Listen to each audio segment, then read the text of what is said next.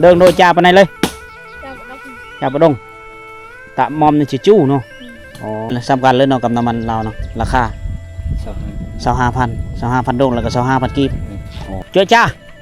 เจ้าจ้าเสียแต่เสียบ่โอ้เบิดเสียเด้อไหนเนาะเสียโทษอยู่อย่าเบิ่นบ่เสียโบยเสียโบยพอจ้าจ้าแล้วคือไปหากิน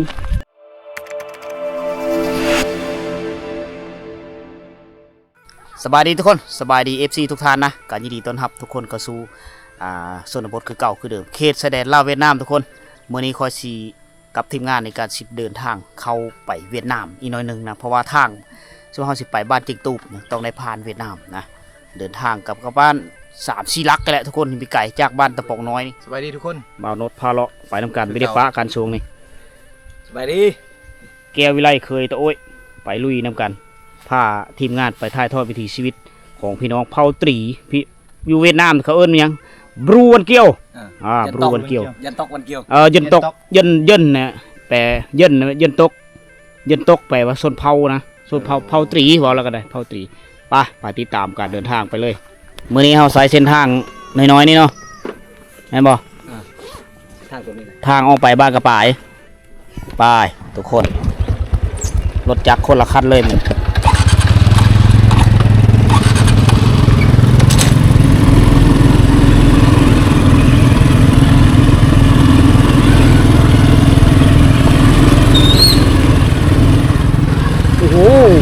ว้าวอันนี้คือเส้นทางเสริมต่อระหว่างลาวกับเวียดนามเอิ้นว่าบ้านประเพณีนะจะไม่ได้เม้นจะมีด้านมีชาวบ้านเที่ยวไปเที่ยวมาไปมาแถวนี้แหละถ้าเป็นฤดูฝนนี่ทางเส้นนี้จะยุ่งยากได้ฤดูฝนเลยมันมืนทุกคนนะฝนตกมันมืนบางคนก็ได้จู่ป้ารถไฟฟ้านั้นจะได้มา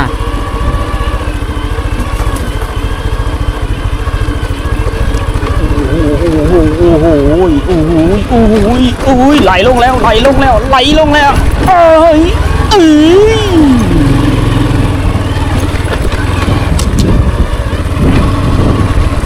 เส้นทางไปมาเขาเจ้าไปเที่ยวไประหว่างเวียดนามกับลาวกันเส้นนี้แหละเบื้องเวียดนามห้ามมากห้ามมานี่แหละทุกคนเพราะว่าเป็นญาติพี่น้องเดียวกันแถวนี้มีงานประเภทนี้ต่างๆเขาจะมาโฮมกันคนเก่าโคควายมาเลี้ยงอยู่พี่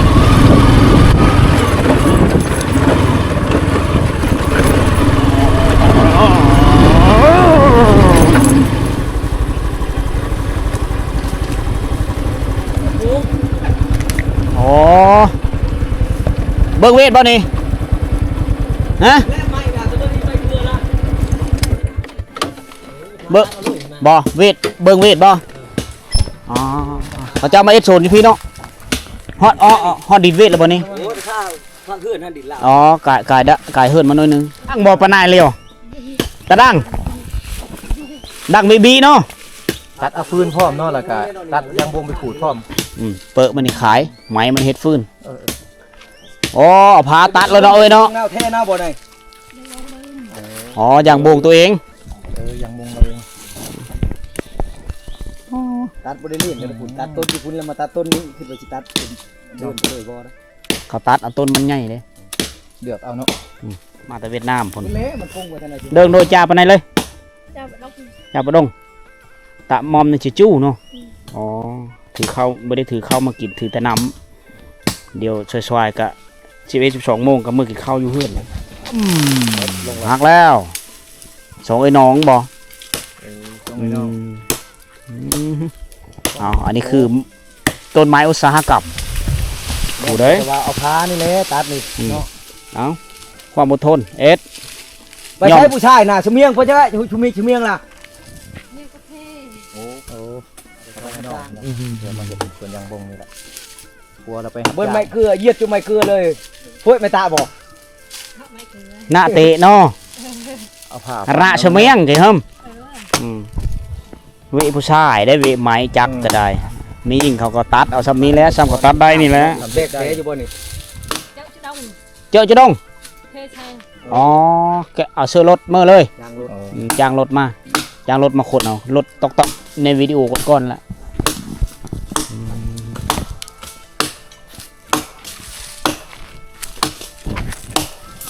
แหละความขยันความดุมันพอได้เงินขายเป็นตระกูลเงินดงมดแถวนี้เงินดงเงินเวียดนามอะไรอันนี้ก็พี่น้องเฮามาแต่เบิ่งเวียดนามก็เขาเอิ้นว่าเผ่าตรีที่อยู่เวียดนามแต่เป็นที่ครองประเพณีอันเดียวกันภาษาปะเว้าอันเดียวกันนะเป็นชนเผ่ารูคือกันนะแต่อยู่เบิ่งเวทแต่ก็ห้ามห้วยกับปลายมาฟ้าอันนี้ก็เน้นดินแดนขอบเขตของเวียดนามมาแหละแต่เฮาต่อไปนี้ประมาณ50 เมตรก็จะฮอดหมู่บ้านแล้วก็ฮอดลักหมายเด้อันนี้คือการเฮ็ดไร่เฮ็ดสวนอยู่ในเขตนำดินแดนของเขตแดนระหว่างลาวกับเวียดนามนี่ไปมาหาสู้กันได้สบายนะอันนี้คือการหาเงินปลูกต้นไม้แหละความดูมันพอได้ขายน้ำเย็นเวียดนามเนี่ยเวียดนามได้นี่วันกระปายนี่เลยวินปายเนี่ยเนาะปายอยู่วันกระปายนี่เลยประชาชนเวียดนามนะ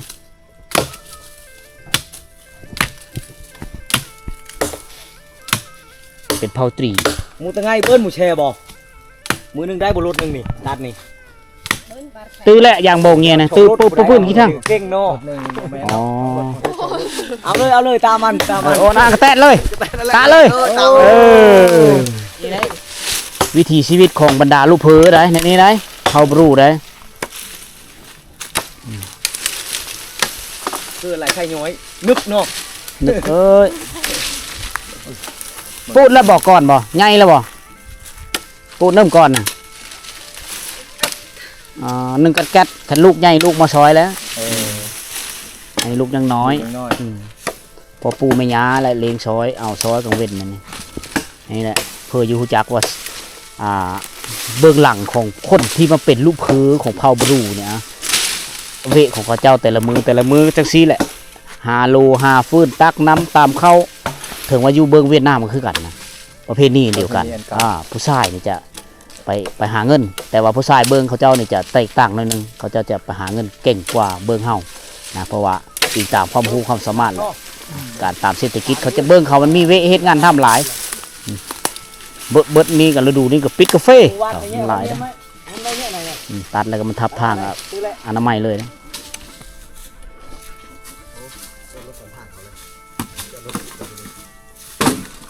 อย่าอันนี้จะเป็นชนรับประทานอาจนำเขาหน้าแซงของบ้านกระป่าย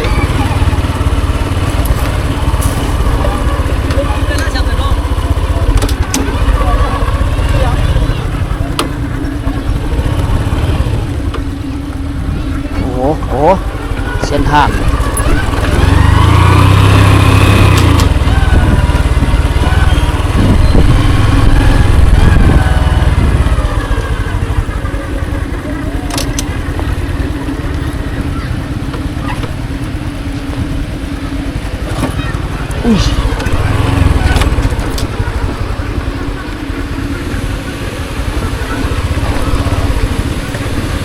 นี่นะเสื้อน้ำมันฮะเสื้อน้ำมันก่อนน้ำมันตัวช่างเลย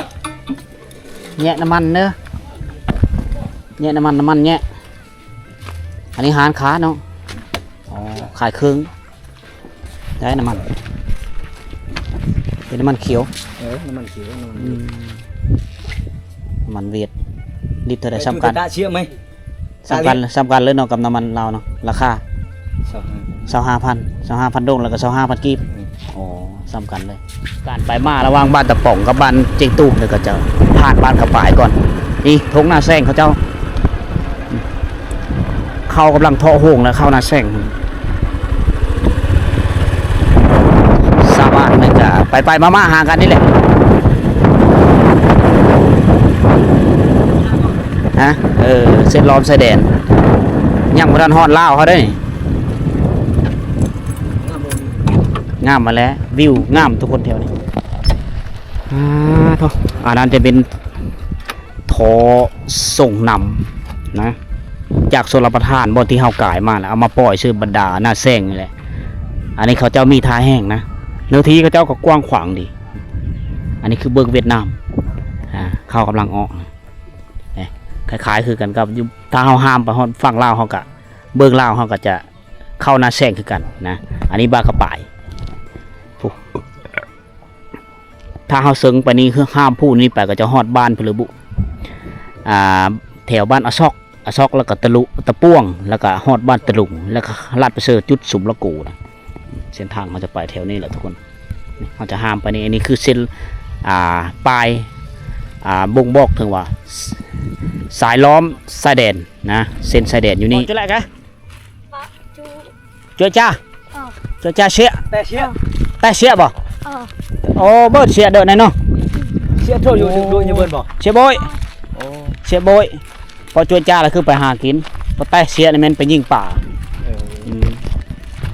แต่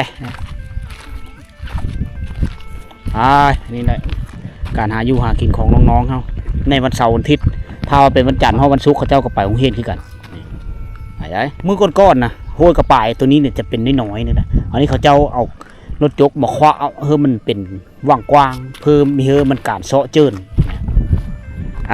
คอยมาในปี2023นะปี2022ท้ายปี2022คอยมาเขตนี้เนี่ยไม่โหยกระป่ายนี่ยังน้อยๆเส้นทางห้ามไปก็พูดและอยู่เทิงพุ่นทุกคนเลยตีนผู้พุ่นจะเป็นห้วยน้อยฉะนั้นน้ำนี่มันจะไหลแห้งนะย่ำหน้าฝนมาน้ำจะทังเป็นกระแสน้ำป่าไหลหลากเฮ็ดเธอน้ำนี่ล้นฝั่งขึ้นมาท่วมหน้าของชาวบ้านนะฉะนั้นเขาเลยเบิ่งเวียดนามเขาเจ้ามันมีทึดเนาะเขาเจ้าก็เลยเอารถจักรเอารถโจกรถไมโครมาโจกคว้าเฮือมันเป็นจำนวนเนื้อที่กว้างเฮ็ดเธอแม่น้ำห้วยกระป่ายนี่มีกว้างนะน้ำกะไหลผ่านได้ดีนะมันก็ไหลผ่านไปเฮ็ดเธอน้ำมีท่วมหน้าเขาเจ้านะชาวบ้านกะมีประสบปัญหาภัยน้ำท่วมนี่มันก็ไหลไปตามกระแสน้ำนี่แหละในช่วงพยาธิโควิด-19 ระบาดทุกคนพี่น้องสองชาติลาวเวียดนามเนี่ยก็ไปมาหาสู้กันไม่ได้พระเจ้าเฮ็ดตั้งศูนย์ป้องกันโควิดอยู่ที่นี่นกเขาหลายหันเซลอยู่ทงหน้าที่แสนงามทุกคนวิวจะงามอันนี้คือศูนย์ป้องกันโควิดคนในมีคนนอกมีเฮานะนี่อยู่นี่นะในช่วงนั้นนะเจ้าหน้าที่ป้องกันโควิดเขาเจ้าอยู่นี่แหละวิดโควิดแล้วเขาเจ้าขย้ายมือ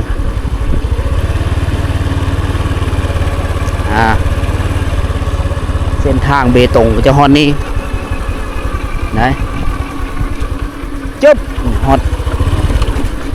ฮอดเครดิตแดงบ้านเฮาแล้วบ้านนี้คนละอย่างเลยนะมาฮอดบ้านเฮานะ อันนี้เป็นทางธรรมดาทางนี้เป็นทางสมัย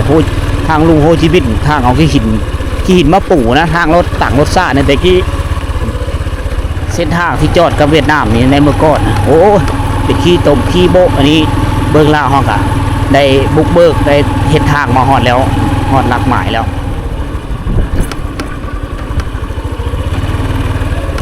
ฮอดแล้วนี่คือบ้านเจียงตุบ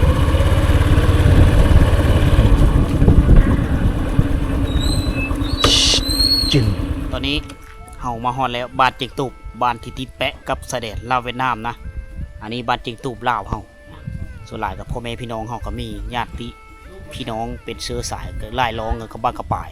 นะผมนิยมปลูกดอกเพิงไว้เอาดอกเพิงมาปลูกอยู่แถวนี้เลย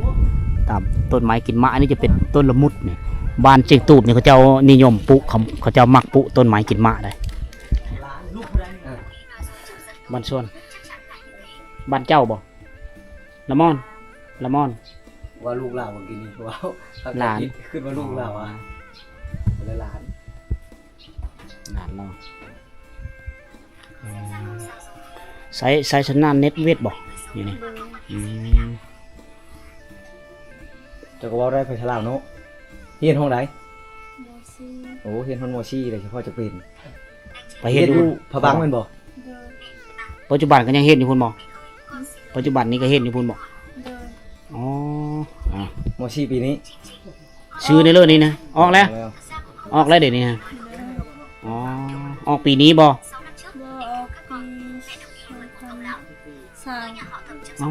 อกแต่หึงแล้วโอ้คาราบออกเราจะจบเลยไรอ๋อ แม่น่ะสิจบม .6 แล้วออกมาแล้วเฮ็ดเวะน้ำพอนะแม่อืมอย่าว่าเอาโผแล้วยังอ๋อ ชื่อใดๆนะ ชื่อโก เสาโกอ๋อเสาโกบ้านจิงตู้โอ้อายมาตลอดคืนนี้เห็นเนาะ ได้เอาได้ความบ่หายความบ่ทัน เจ้าไปเอ็ดเวะอยู่เมืองบ่ บอ อยู่บ้านนี่เนาะอ ไปเห็นให้ มีปรากฏเห็นเพิ่นไปเอ็ดเวะ บ่ได้ชูเห็นดอก ไปหายไปโซนเนาะ คืนได้นอนอยู่เพิ่นเองบ่นอนอยู่ไส นอน นอนน้ำหมู่ ดู อ๋อ ยังมีแต่คนผู้ชาย จะคนผู้สาวบ้าน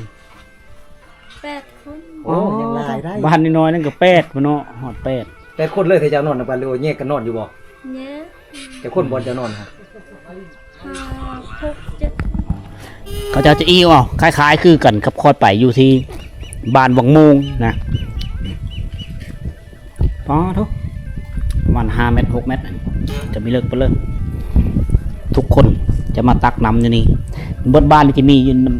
น้ำสร้างอยู่2 บ่อหน้าบ้านเขาเจ้าสะอาดงามตาดีเลยเขาเจ้าเสียงามตลอดคล้ายๆคือกันกับบ้านเผาตะโอ้ยแต่ว่าสดส่งเฮิรนนี่เฮิรนเผาตรีนี่อยู่ที่เขตชายแดนนี่เขาเจ้าเฮ็ดแบบนี้เนี่ยเสาชิมั่งอยู่แต่เป็นเสากลมออกสไตล์เวียดนามได้ถูกหลังคาเฮิรนออกสดส่งแบบเวียดเบิด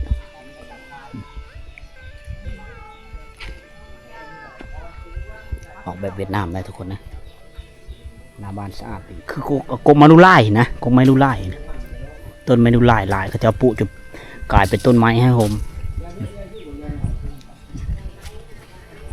นี่จะกรมเกงขุมบุ๋มอยู่กลางหมู่บ้านก็ยังมีองลูเอิงเลิงอยู่แถวนะแม่นมัดเป็นขุมบุ๋ม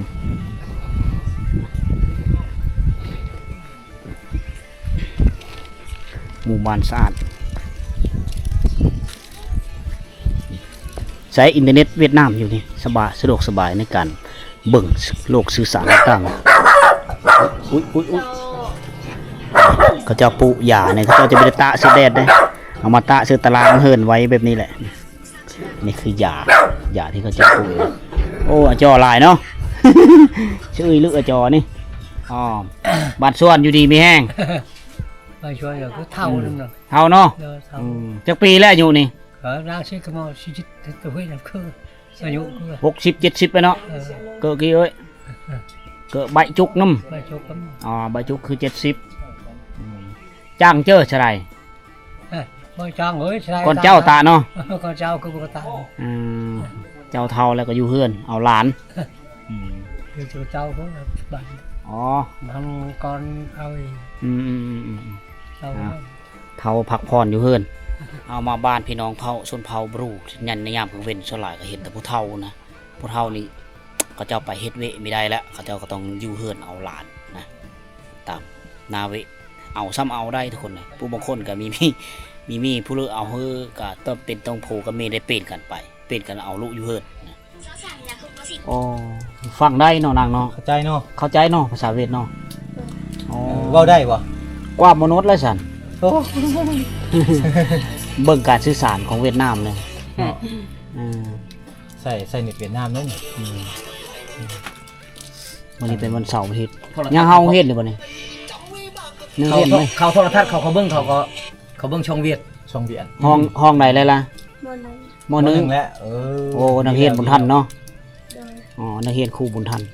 ต้องพาไปชิมปีกายนี่ดิ เฮาพาไปเสียงปีกายอยู่ผบังก็ได้เฮาพาไปเลยนำก็เจ้ากลับมา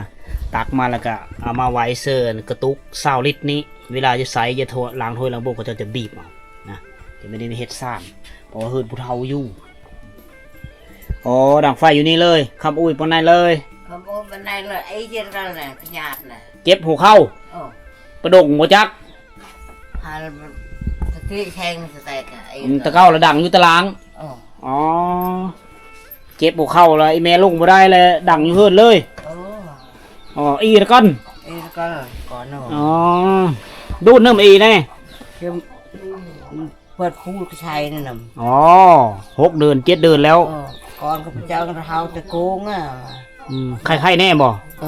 เกลือไอเต้งจะงวยเฮา cái tê cái bao tê cái sen phơi đau con cái giật trong trong kia อ๋อ bên tê cái bao nó đau cầu mà อ๋อกินยา cái giá bằng cái ไปดาวเนี่ยไหน เราเจ็บหัวเข่าแล้ว ดาว ลูกหลานไปซื้อยามันจะเสียโปดพุ่น70-80 กิโลนะระยะไกลเด้ ตัวเจ้าแต่สปอลพี่เจ้าแต่กระชัง อ๋อไปซื้ออยู่เมืองเฮิงฮวะอยู่กระเซ็น กระชัง อยู่เวียดนามพุ่นไปซื้ออยู่พุ่นกันแล้เนาะอยู่น้ำเพยลูกหลานบอกมาอยู่น้ำอยู่เฮินนี่ก่อนเจ้าบอกตรงนี้ này ta bữa ông hệ pi tua mới thấp à อ๋อ khi đông còn đây đông con โอ้สองหลังนั้นแม่นเฮินลูกเบิดเกิดครอบครัวละเฮ็ดเฮินอยู่ต่างหากอ๋อเกิดดงกับเมียดง con chào đơn sang đồi cái đó เขาอาหารลูกเป็นผู้เอามาอ๋อตาจ้าแล้วก็เอามาเฮอโรดแบ่